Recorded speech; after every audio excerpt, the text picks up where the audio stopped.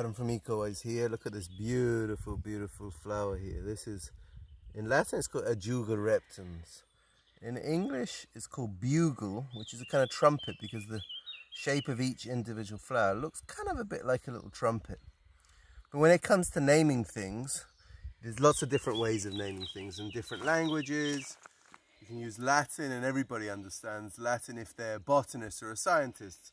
But if you're not a botanist and scientist, it just sounds confusing. So you can make up your own names for plants and stuff.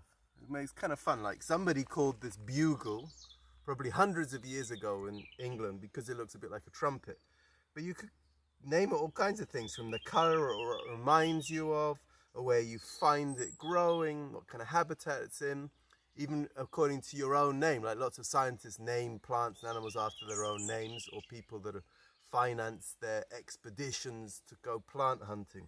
So this is a beautiful spring flower, and if you're in the city, you'll find this in the city, or if you're probably wherever you are, if you're in Italy anyway, or in Europe, you'll find this starting to flower now. Ajuga reptans, bugle, beautiful spring flower. Look at that.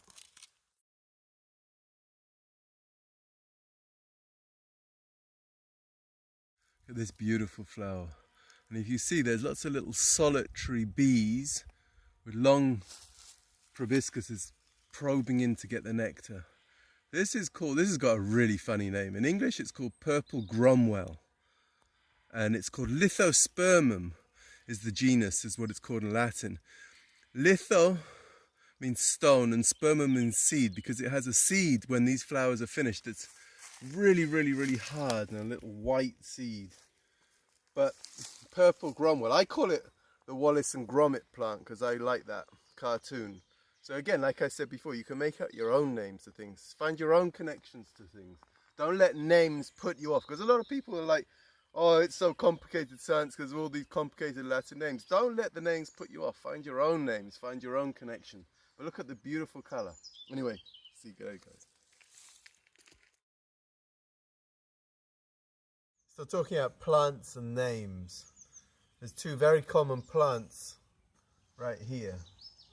If you live in the city or if you live in the country, doesn't matter, these are everywhere. At this time of year, they're flowering now and they're beautiful, and they're really important sources of nectars for bees.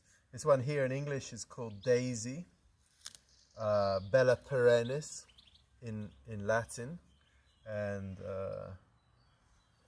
Margherita in Italian. This one here in English is called dandelion, and it's called Taraxacum officinale in Latin.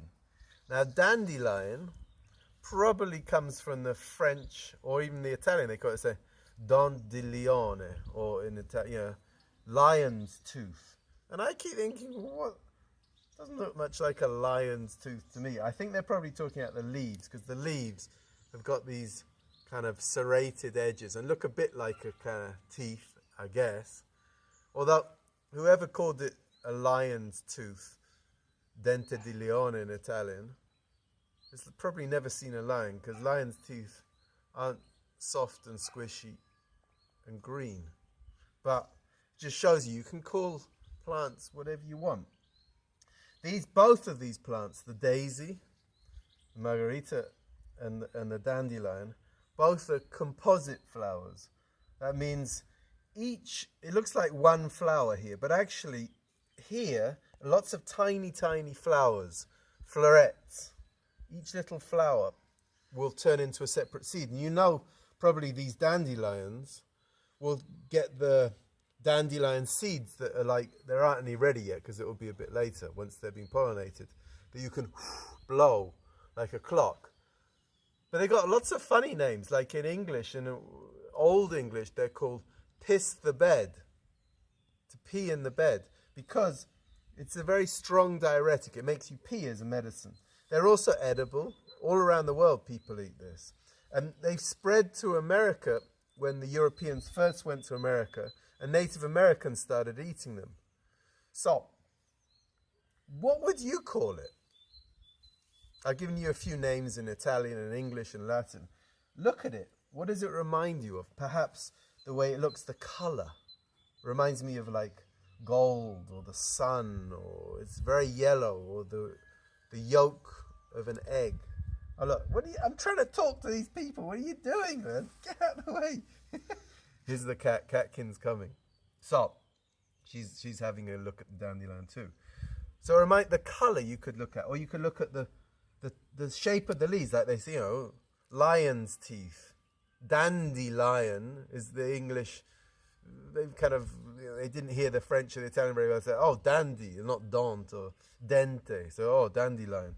So you could look at the shape and give it a name because of the serration. You could smell it. It's got a very distinct smell. Like I said, this is edible. You can eat it cooked. The roots, you can actually dry them and use them like a coffee substitute.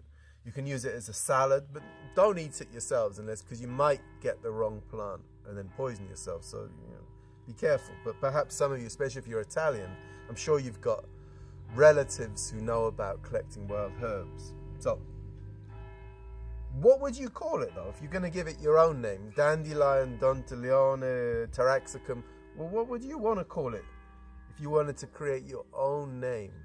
Because if you start to notice the plant, you could come up with some cool names. Or this one, this daisy. Daisy, that's a kind of interesting name. Bella perennis. In Latin, bella is beautiful, like you can imagine. Perennis, perennial, because it keeps coming back every year. But you could come up with all kinds of names. It kind of looks like, I always think it looks like an eye, right? But you could come up with your own name. So here's a project. Your teachers and people will tell you more, but see if you can find some plants that are around you. It doesn't even have to be outside, because if you're on lockdown, maybe you can't go outside, but from your balcony or from your window, you could see some plants. Or maybe inside your house there are plants. Be careful, like I said before. Many plants, especially house plants, are actually poisonous. So don't eat things, don't try things. And if you ever come out with me on a trip, we'll do that. But don't do that unless you know people. You can identify the plant really clearly. Because in this family, there are lots. This is Asteraceae, this one here. But see if you can come up with names for plants that are around you. Make them up. And then afterwards, try finding out what the official name is, the proper name. And then, because if you make up your own names, you get a connection to the plant and it's a lot of fun. Like I mentioned before, the names of the scientists, etc., qualities and characteristics of the plant. Do that yourselves. Think of your own name. Think where you are. Think of the time of year. Think what it reminds you of and give it a name. Make up your own name. And then try finding out the official name. Because official names are useful if you want to communicate with other people about it. Like you say, because if I called this here, say I called this, what would I call it? Say I call it frog eye. Because it reminds me kind of frogs, because I've seen frogs in it, and eye because it looks like a eye. So say I was talking to another colleague or another scientist, and I said, yeah, there's a good population of frog eyes flowering by me at the moment. They might say, frog eye, what do you mean? But if I use the Latin, that's useful, because even if they can't speak English or Italian, they speak Swahili. If I say Taraxacum officinale, everybody uses that Latin, mostly Latin, sometimes Greek, but the official nomenclature, the Latin name or the official scientific name is useful if you want to communicate with other people. But if you want to get to know the natural world, make up your own names. Don't be put off by complicated official scientific names. Anyway, enjoy naming your world your own way. Love to you all. Bye-bye.